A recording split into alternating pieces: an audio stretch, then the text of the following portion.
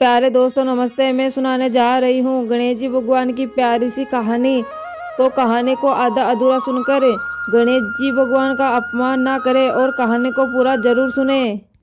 प्राचीन समय की बात है। एक गांव में एक मालन रहती थी।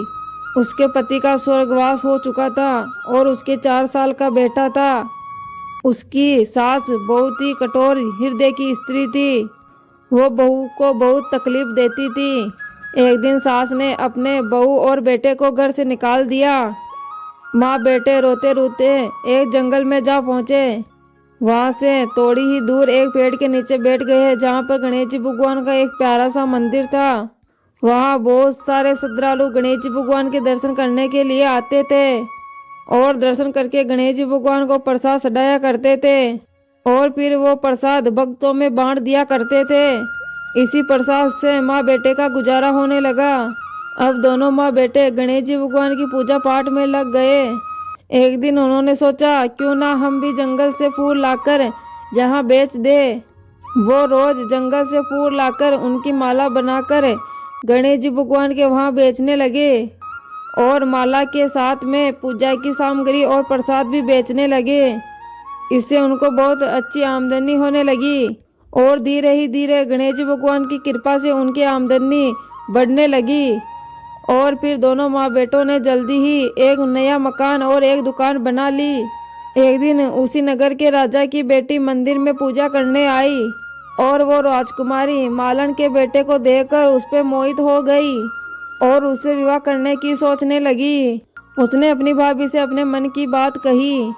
भाभी अनपढ़ी थी। भाभी ने कहा यह तो एक मालन का बेटा है और तुम एक राजा की बेटी हो।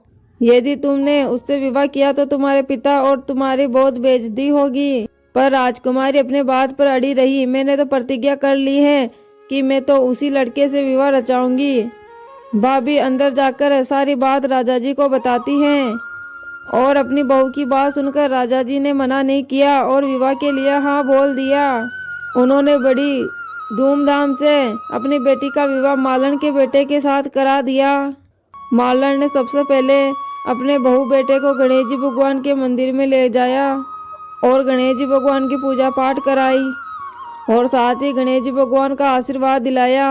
और साथ में पूरे नगर में ये बात फैल गई कि गणेश जी भगवान की पूजा करने से जीवन के सभी दुख दूर हो जाते हैं।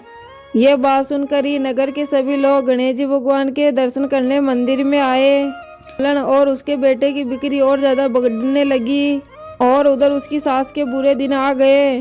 अन्नदाता उससे रूठ गए और वो भूखी मरने लगी। एक दिन वो रोते हुए उसी गणेश जी भगवान के मंदिर में जा पहुंची और वहाँ मालन के बेटे से बोली मैं बहुत भूखी हूँ, मुझे रोटी कपड़ा दे देना, इसके बदले में तेरा सारा काम कर दूंगी। लड़के को दिया आ गई और वो उसे काम पर रख लिया। उसने अपनी दादी को नहीं पहचाना। जब मालन घर आई तो उसने अपनी सास को पहचान लिया।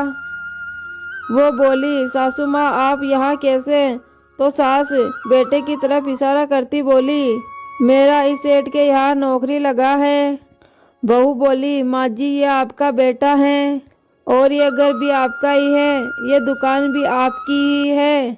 आपने हमें घर से निकाला और गणेश जी भगवान ने हमारी रक्षा करी।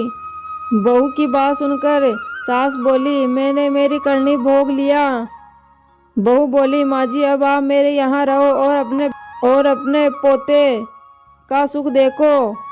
सास गणेश जी भगवान की महिमा देखकर गणेश जी भगवान का जयकारा लगाने लगी और साथ ही अपने पोते और बहू के साथ मिलकर गणेश जी भगवान का नित्य नियम निभाने लगी।